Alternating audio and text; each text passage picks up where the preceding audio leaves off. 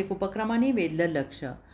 हिंदू एकता आंदोलन पक्षाचा रौप्य महोत्सवी अर्थात 25वा वर्धापन दिन सांगलीसह राज्यभर विविध सामाजिक, संघटनात्मक आणि जनजागृतीपर उपक्रमांनी उत्साहात साजरा करण्यात आला. सांगली येथे झालेल्या प्रमुख कार्यक्रमात पक्षाच्या पुढील वाटचालीचा आराखडा निश्चित करण्यात आला. तसेच नव्या पदाधिकाऱ्यांची निवड करून त्यांचा सत्कार करण्यात आला. या कार्यक्रमाच्या प्रारंभी हिंदू एकता आंदोलन संघटनेचे संस्थापक कैलासवासी बाबूसाहेब साठे, कैलासवासी नारायणराव कदम, माजी नगरसेवक कैलासवासी अशोकराव खटावकर, कैलासवासी जयंत महाबळ, कैलासवासी अरुण मोडक आणि कैलासवासी नंदू काशीद यांना श्रद्धांजली अर्पण करण्यात आली. त्यानंतर छत्रपती शिवाजी महाराजांच्या प्रतिमेला पुष्पहार अर्पण करून कार्यक्रमाची सुरुवात करण्यात आली. राष्ट्रीय अध्यक्ष रामसिंगजी बावरी, प्रदेश अध्यक्ष सुदर्शन अण्णा शितोळे आणि राज्य सचिव दीपक ढवळे यांच्या मार्गदर्शनाखाली झालेल्या बैठकीत पक्षाने आतापर्यंत उचललेल्या विविध प्रश्नांवरील लढा अधिक प्रभावीपणे सुरू ठेवण्याचा निर्धार व्यक्त करण्यात आला. अयोध्येतील राम मंदिर उभारणीचे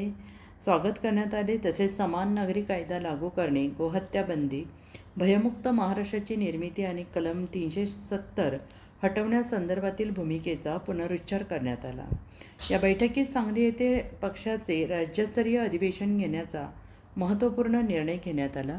सांगली, सातारा, कोल्हापूर, इचलकरंजी आणि सोलापूर या भागांमध्ये पक्ष संघटना अधिक मजबूत करण्यासाठी सदस्य नोंदणी वाढवणे, जिल्हा, शहर, तालुका स्तरावर नवीन शाखा सुरू करणे तसेच युवकांना अधिक जबाबदाऱ्या देऊन नेतृत्व विकसित करण्यावर भर देण्यात आला. वर्धापन दिनानिमित्त पक्षाने सामाजिक बांधिलकी जपत विविध सेवाभावी उपक्रम राबवले.